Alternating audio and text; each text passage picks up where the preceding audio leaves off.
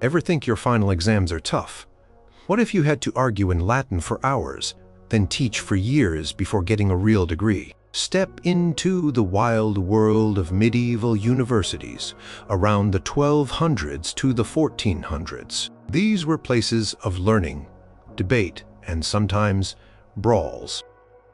Here are 9 degrees you could actually earn if you were brave enough to try. Number 9. Doctor of Theology. This was the top of the academic mountain, the most prestigious degree you could ever hope to earn. Students who aimed for the Doctor of Theology degree often began their journey as young teenagers, but they did not reach this summit until their late 20s or even their 30s.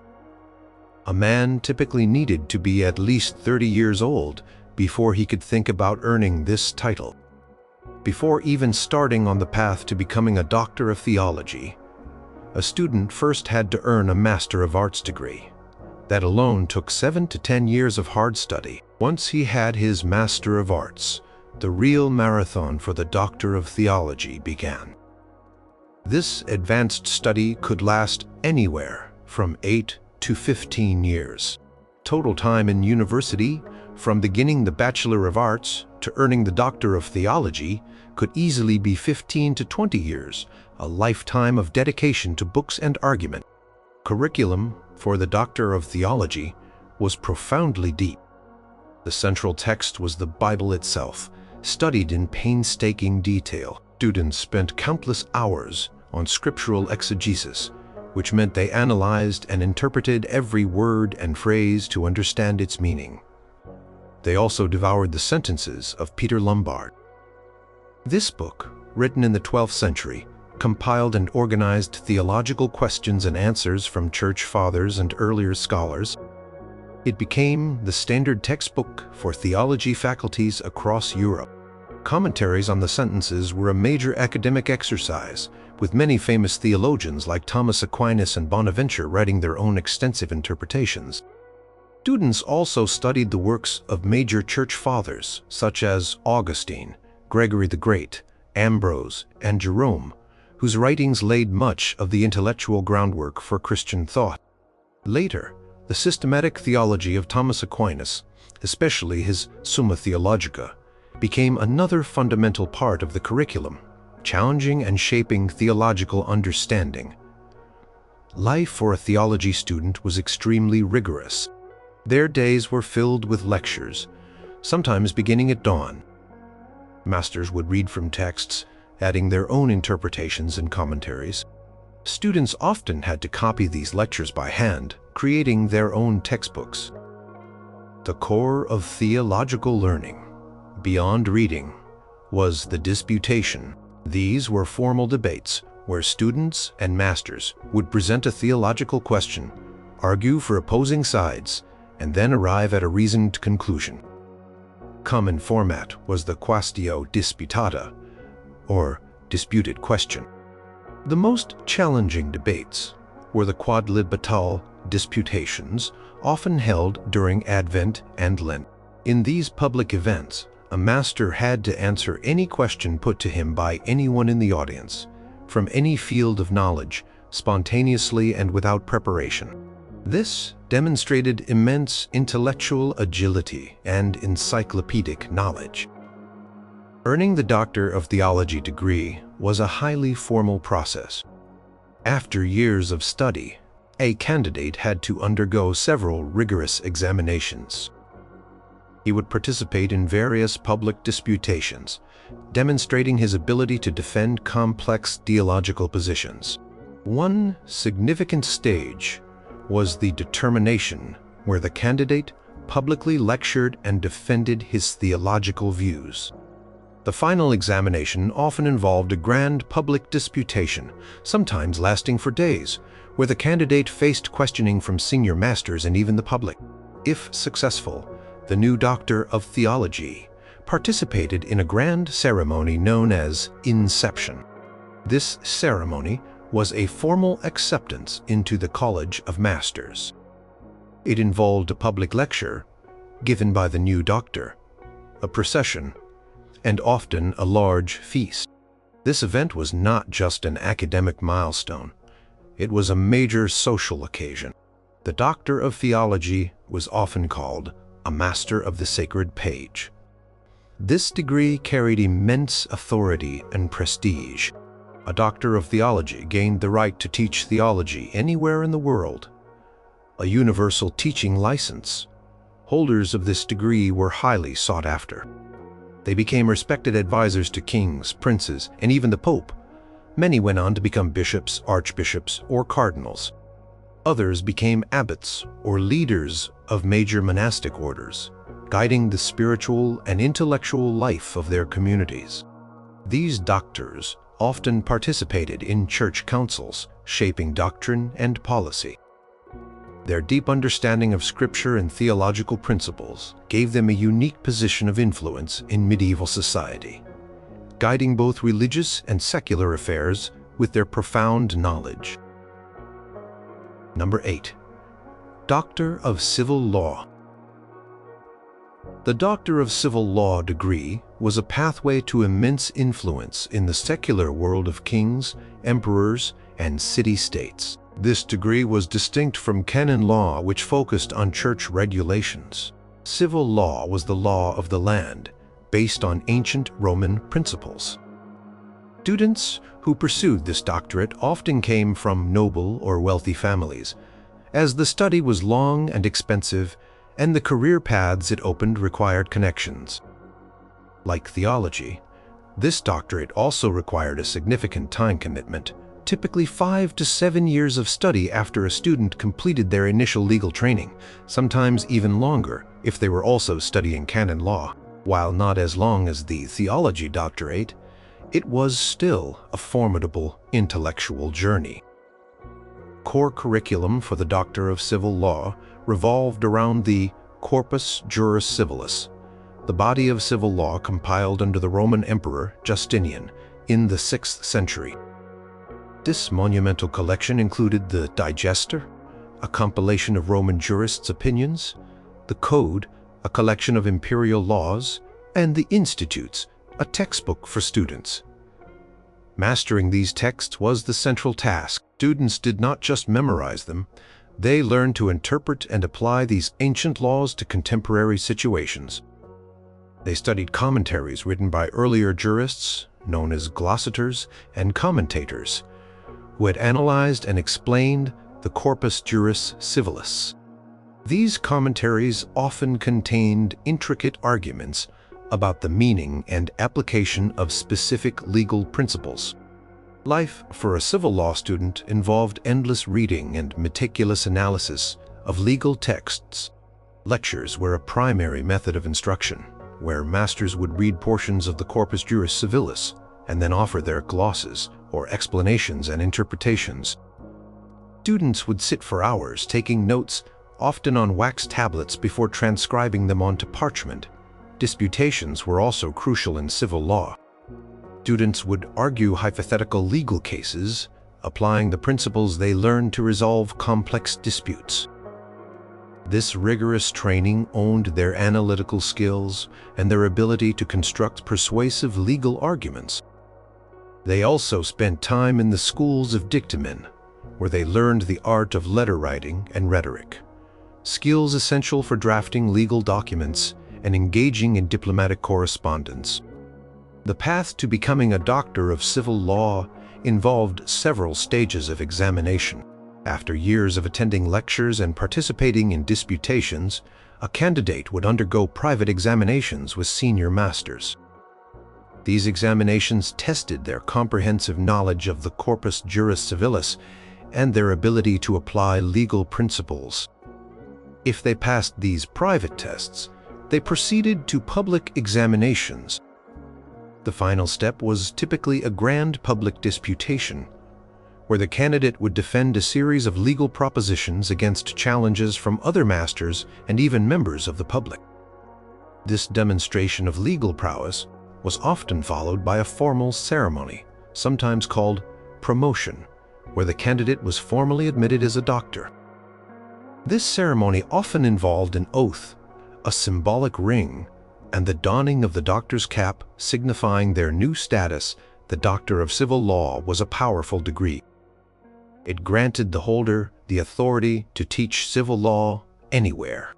More importantly, it was a direct path to high office in government and royal courts.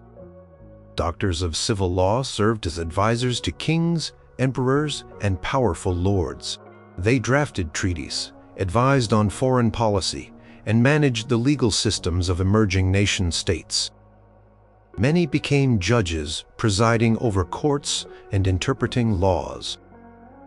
Others served as diplomats, representing their rulers in negotiations with other powers.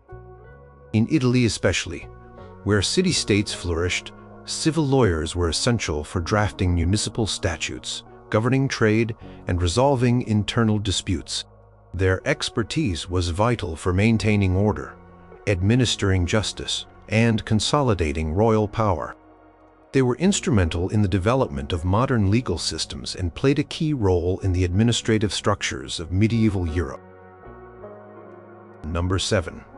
Bachelor of Civil Law. Before a student could even dream of becoming a Doctor of Civil Law, he first had to earn the Bachelor of Civil Law.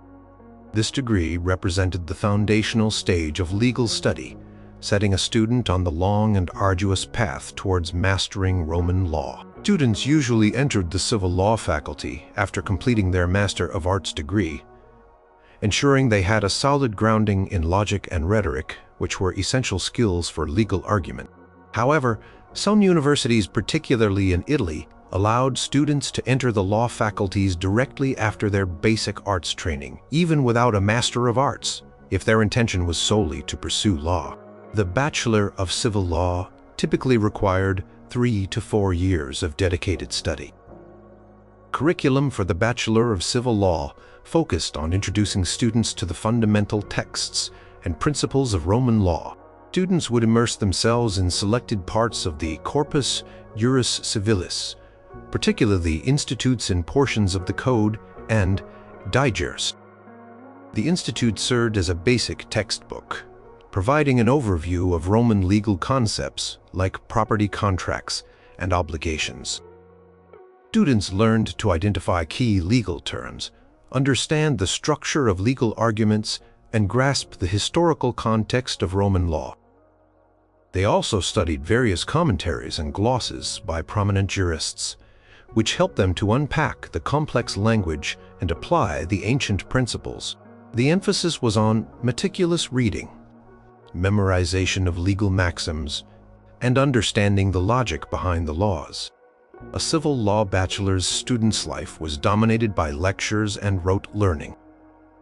Masters would read from the core legal texts, often providing line-by-line explanations. Students were expected to attend these lectures diligently, often for many hours each day. They would make detailed notes and create their own copies of the texts, which were expensive and rare. Participating in academic exercises called repetitions was common. During a repetition, a student would orally summarize a portion of a legal text or a master's lecture, demonstrating their understanding and recall. This practice helped them solidify their knowledge and develop their oral presentation skills. While not as intense as the disputations for higher degrees, they would engage in simpler forms of debate, arguing elementary legal problems.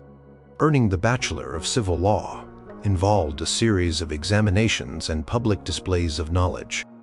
After completing the required years of study and attending all necessary lectures, a candidate would undergo private examinations with a panel of masters.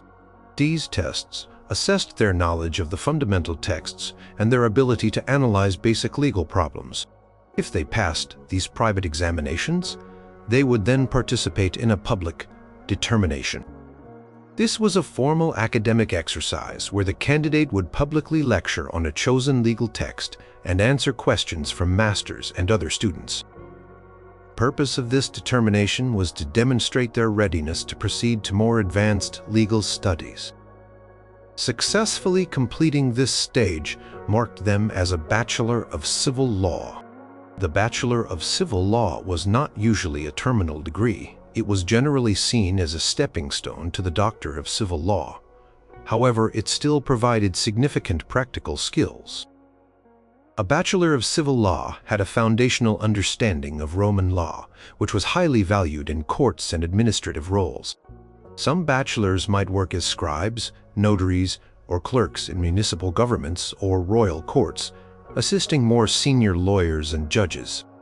They could also find employment in the burgeoning commercial centers, helping merchants with contracts and legal disputes. While they did not have the authority to teach or practice at the highest levels, their knowledge of legal principles gave them an advantage in various administrative and secretarial positions, preparing them for a future in law or public service. Number 6. Doctor of Medicine. The Doctor of Medicine degree was the ultimate qualification for those who wished to practice medicine in medieval society, a world where understanding the human body was limited and superstition often mixed with scientific inquiry. Students who pursued this demanding degree often came from middle-class backgrounds, as the study was lengthy and the rewards could be substantial. A student typically needed to have already completed a Master of Arts degree, providing them with a background in philosophy, logic, and the natural sciences, which were considered essential for medical understanding. The study for the Doctor of Medicine was extensive, usually requiring 5 to 6 years of advanced study after the Master of Arts. Curriculum for the Doctor of Medicine was heavily based on ancient authorities, primarily Hippocrates, Galen, and later the Arab physician Avicenna. Students studied Galen's theories of humors, which proposed that the body was composed of 4 fluids: blood, phlegm, yellow bile, and black bile. Illness was understood as an imbalance of these humors. Avicenna's Canon of Medicine, a vast medical encyclopedia, was another central text, bringing together Greek and Arab medical knowledge. Students also learned about anatomy, though dissection was rare and often prohibited, so their understanding of internal organs was often based on animal dissection or ancient descriptions. They studied pharmacology, learning about medicinal herbs and their preparations. Astrology also played a role, as physicians often considered planetary alignments when diagnosing illnesses or prescribing treatments. Urinalysis was a common diagnostic tool, with doctors meticulously examining the color, smell, and even taste of urine. The life of a medical student was a mixture of theoretical study and some practical experience. They attended lectures where masters read from the authoritative texts, elaborating on theories of disease, diagnosis, and treatment. Students were expected to memorize vast amounts of information about symptoms, prognoses, and remedies, while practical experience was limited compared to modern medical training. Some universities, like Salerno and later Montpellier, offered opportunities for students to observe masters treating patients or to assist in apothecaries. Disputations in medicine involved arguing about diagnoses, treatments, or the properties of different medicines. Students might analyze a hypothetical case, proposing a diagnosis based on the humoral theory and then defending a particular course of treatment. This helped them develop their diagnostic reasoning. Earning the Doctor of Medicine degree involved several stages of rigorous examination. After completing the required years of study, a candidate would face a series of private examinations by a panel of masters. These tests covered their knowledge of anatomy, pharmacology, various diseases, and the theories of Galen and Avicenna. If they passed these private tests, they proceeded to public examinations. The final step was typically a grand public disputation, where the candidate would defend a series of medical propositions or diagnose a complex hypothetical case. This comprehensive examination demonstrated their mastery of medical knowledge and their ability to apply it. The successful candidate was then formally promoted to doctor, often receiving a ring and a book, symbols of their new status. The Doctor of Medicine degree granted its holder the official license to practice medicine throughout the university's region and often across Europe, doctors of medicine were highly respected professionals. They served wealthy patrons, including kings, nobles, and high-ranking clergy, who could afford their services. They diagnosed illnesses, prescribed treatments, and sometimes even performed minor surgical procedures, though surgery was often a separate, lower-status profession. Doctors also lectured, continuing the chain of knowledge. They were responsible for public health measures in some cities, advising on sanitation and disease prevention. Their advanced knowledge of anatomy, pharmacy, and diagnosis, however limited by the age, made them crucial figures in addressing the widespread illnesses that plagued medieval society, offering what was then considered the highest level of medical expertise. Number 5. Bachelor of Medicine. Before a student could embark on the long and specialized path to becoming a doctor of medicine, he first had to earn the Bachelor of Medicine degree. This was the foundational stage of medical study, providing students with the preliminary knowledge and skills necessary to understand the human body and disease according to medieval theories. Typically, students who entered the medical faculty already held a Master of Arts degree. This background provided them with essential tools like logic, natural philosophy, and sometimes a basic understanding of mathematics and astronomy, all of which were considered relevant to study of medicine. The Bachelor of Medicine usually took 3 to 4 years of focused study after the completion of the Master of Arts.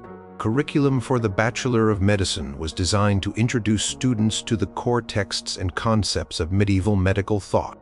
Students spent extensive time reading foundational texts from figures like Hippocrates, the father of medicine, and Galen, whose humoral theory dominated Western medical thought for centuries. They would also begin to study the works of Avicenna, particularly his Canon of Medicine, which synthesized Greek, Roman, and Arab medical knowledge. The emphasis was on understanding the 4 humors, blood, phlegm, yellow bile, and black bile, and how their balance or imbalance determined health and illness.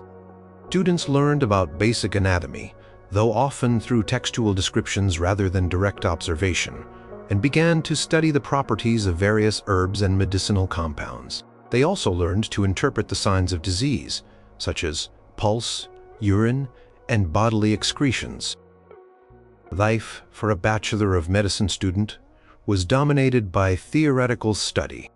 They spent countless hours attending lectures where masters would read aloud from the authoritative medical texts, explaining complex concepts and different theories of disease. Students meticulously copied these lectures, creating their personal compilations of medical knowledge. They also engaged in repetitions, where they orally recited and explained portions of the texts or previous lectures, reinforcing their learning and practicing their ability to articulate medical concepts. Disputations, though less complex than those for the doctorate, were also part of the curriculum, allowing students to debate rudimentary medical questions like the cause of a specific fever or the best treatment for a common ailment, based on the humoral theory. Access to practical medical experience was limited, but some universities offered opportunities for students to observe medical practice in hospices or at the bedside of the sick, always under the supervision of a master. To earn the Bachelor of Medicine, a student had to pass a series of examinations. After completing the required years of lectures and studies, a candidate would undergo private examinations by a committee of masters from the medical faculty. These examinations would test their knowledge of the basic medical texts, the humoral theory, and their understanding of common diseases and treatments. They would also be questioned on their ability to diagnose simple cases based on the symptoms described. Successful completion of these private examinations marked them as a Bachelor of Medicine. The Bachelor of Medicine was not typically a license to practice independently, but rather a preliminary academic qualification demonstrating a foundational understanding of medical principles. The Bachelor of Medicine was primarily a stepping stone towards the full Doctor of Medicine degree. However, even with this initial qualification, a bachelor had a distinct advantage in medieval society.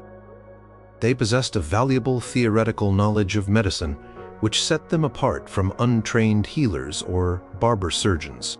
Bachelor of Medicine might serve as an assistant to a more experienced physician, helping with diagnoses or preparing medicines. They could also find work as an apothecary, compounding and dispensing drugs, or as a medical clerk, keeping records in hospitals or infirmaries. This degree signaled a serious commitment to medical learning and provided a formal academic basis for further more advanced medical practice and study. It allowed them to engage in preliminary medical roles while continuing their education. Number 4. Doctor of Canon Law. The Doctor of Canon Law was an exceptionally powerful degree focused entirely on the law of the Church. In medieval Europe, the Church was an omnipresent force, with its own vast legal system governing not just clergy, but also many aspects of lay life, including marriage, wills, and contracts. A student aiming for this doctorate usually already possessed a Master of Arts degree, and often a Bachelor of Civil Law, as well as there was significant overlap and synergy between the two legal fields.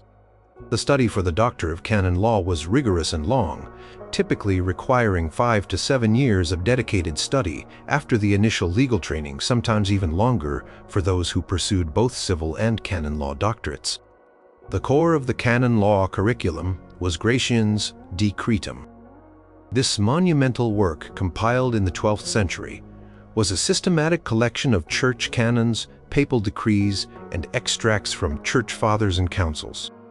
It was the fundamental text for canon lawyers, much like the Corpus Juris Civilis was for civil lawyers. Students learned to interpret and apply these ecclesiastical laws, resolving contradictions and understanding their historical development. They also studied subsequent papal decrees known as decretals, which updated and expanded the body of canon law. The study involved understanding legal procedures within church courts, the authority of the Pope, and the relationship between spiritual and secular power. Logic and rhetoric honed during the Master of Arts were vital tools for navigating these complex legal arguments. Life for a canon law student was filled with meticulous textual analysis and intense disputation. They attended numerous lectures where masters would read from the Decretum, or decretals, explaining their meaning and application. Students spent hours copying these texts, and their commentaries building their personal legal libraries. Disputations were central to their training. Students would argue complex hypothetical cases involving church law, such as marriage annulments, disputes over tithes, or conflicts between ecclesiastical and secular jurisdictions. These debates sharpened their ability to construct persuasive legal arguments, cite precedents, and interpret complex legal texts. They also learned the nuances of legal drafting, preparing official documents for church courts. The path to becoming a Doctor of Canon Law involved several demanding examinations.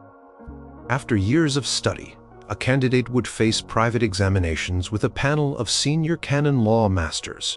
These examinations assessed their comprehensive knowledge of Gratian's Decretum and the subsequent decretals, as well as their understanding of church court procedures and principles. If successful in the private tests, they advanced to public examinations. Culminating event was typically a grand public disputation, where the candidate would defend a series of complex canon law propositions against challenges from other masters and even members of the public. This public display of legal mastery often led to a formal promotion ceremony, where the new doctor was admitted into the College of Canon Law Masters, often receiving a ring and a cap. The Doctor of Canon Law was an extremely influential degree. It granted its holder the right to teach canon law anywhere, but more importantly, it was a direct path to high office within the Church. Doctors of Canon Law served as judges in church courts known as ecclesiastical courts, which handled a vast range of cases, including disputes over marriage, divorce, legitimacy, oaths, and heresy. They were often advisors to bishops, archbishops, and even the Pope himself. Many became high-ranking administrators within the church hierarchy, managing vast church lands and revenues. Some rose to become bishops, cardinals, or even popes. Their expertise was essential for the functioning of the vast church bureaucracy, the administration of sacraments, and the maintenance of moral and doctrinal order throughout Christendom. They truly wielded significant power in both the spiritual and temporal realms. Number 3. Master of Arts. The Master of Arts degree was more than just a higher qualification. It was the essential gateway to all other advanced studies in the medieval university. No student could pursue a doctorate in theology, law, or medicine without first earning their Master of Arts. This degree marked a student's transition from learner to teacher, as earning the Master of Arts meant you were qualified to teach in the Faculty of Arts yourself. The Master of Arts typically required an additional 3 to 4 years of study after completing the Bachelor of Arts degree, meaning a student would often be in their early 20s by the time they achieved this. Curriculum for the Master of Arts focused on the quadrivium, the 4 mathematical arts, which were considered the higher division of the liberal arts. These included arithmetic, geometry, astronomy, and music. In arithmetic, students delved into the theories of numbers and proportions, often based on the ancient Greek mathematician Euclid. Geometry involved studying Euclid's elements, which laid out the principles of spatial reasoning. Astronomy was crucial for understanding the calendar, predicting eclipses, and often for medical purposes as physicians relied on astrological charts. Music was studied not as performance, but as a mathematical discipline, exploring the ratios and harmonies that underpin musical theory. Beyond the quadrivium, Master of Arts students also deepened their study of logic, metaphysics, and natural philosophy, often engaging with the works of Aristotle on a much more advanced level. They read his Metaphysics, Physics, and On the Soul, grappling with questions about the nature of reality, motion, and the human intellect. Life as a Master of Arts student was intensely academic. Their days were filled with advanced lectures and rigorous disputations. Masters would delve into the complex philosophical and scientific texts, pushing students to think critically and analytically. Students not only attended these lectures but were also expected to participate actively in disputations, which were formal debates on philosophical or scientific topics. These debates were often grueling, requiring students to defend complex propositions against challenges from their peers and masters. This process honed their logical reasoning, rhetorical skills, and ability to articulate sophisticated arguments in Latin. They were also expected to teach younger students pursuing the Bachelor of Arts, which solidified their own understanding and prepared them for their future role as masters. Earning the Master of Arts was a multi-stage process culminating in a significant public ceremony. After completing the required years of study and participating in numerous disputations, a candidate would undergo a series of private examinations by senior masters. These tests assessed their comprehensive knowledge of the quadrivium and advanced Aristotelian philosophy. If successful, the candidate was then licensed to teach, usually after a public disputation. The final step was inception, a formal and grand public ceremony. During inception, the new master would give an inaugural lecture, often on a complex philosophical topic, and then be formally admitted into the Guild of Masters. This ceremony often involved a procession, an oath, and a celebratory feast. The Master of Arts degree was the teaching license for the Faculty of Arts. A Master of Arts was expected to teach the Bachelor of Arts curriculum for a period, often 2 years, a requirement known as regency. This experience was valuable, providing income and further solidifying their knowledge.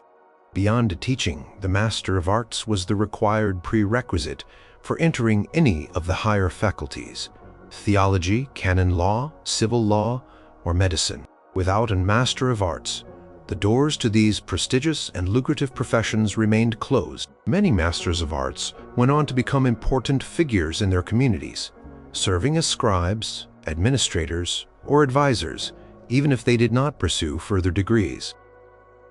This degree marked a person as truly educated and capable of serious intellectual work. Number 2. Bachelor of Arts. The Bachelor of Arts was the starting point for nearly all medieval university students. It was the foundational degree, the initial hurdle that proved a young scholar had mastered the basics of liberal education. Students typically entered the Faculty of Arts as young as 14 or 15 years old, though some might be a bit older. The duration of study for the Bachelor of Arts varied by university but generally ranged from 3 to 4 years. This was the first taste of serious academic life for many students, often a jarring shift from their home or monastic schools. Curriculum for the Bachelor of Arts was centered on the trivium, the 3 linguistic arts: grammar, rhetoric, and logic. Grammar focused on the proper use of Latin, the universal language of scholarship and the Church. Students would read and analyze classical Latin texts, learning correct syntax and vocabulary. Rhetoric taught the art of persuasive speaking and writing, essential for legal and theological arguments later on. Students studied classical rhetoricians and practiced composing speeches and arguments. Logic or dialectic was arguably the most important of the 3. It taught students how to reason correctly, identify fallacies, and construct valid arguments. This involved intense study of Aristotle's logical works, such as Categories and On Interpretation, which were central to all medieval thought. A student's ability to think logically and argue effectively was paramount. Life as a Bachelor of Arts student was often challenging. Students lived in colleges or hospices, often sharing cramped rooms and living on meager diets. Lectures were the primary form of instruction, with masters reading and explaining texts from the trivium. Students were expected to attend these lectures diligently, sometimes beginning before dawn, and to copy the master's words and commentaries. Memorization was key, as was the ability to recite passages in Latin. The most important academic exercise was the disputation. Students would engage in formal debates, often on a daily basis, arguing a specific point using logical principles. These debates could be fierce and often went on for hours, testing a student's ability to think quickly and articulate his position. Participation in these disputations was mandatory and crucial for developing the skills needed for higher degrees. Earning the Bachelor of Arts involved a rigorous examination process. After completing their years of study, students would undergo a determination. This was a formal public examination where the candidate had to lecture on a specific text from the trivium, typically a work of logic or grammar, and then respond to questions and challenges from masters and other students. The determination demonstrated the candidate's mastery of the foundational arts and their ability to teach them.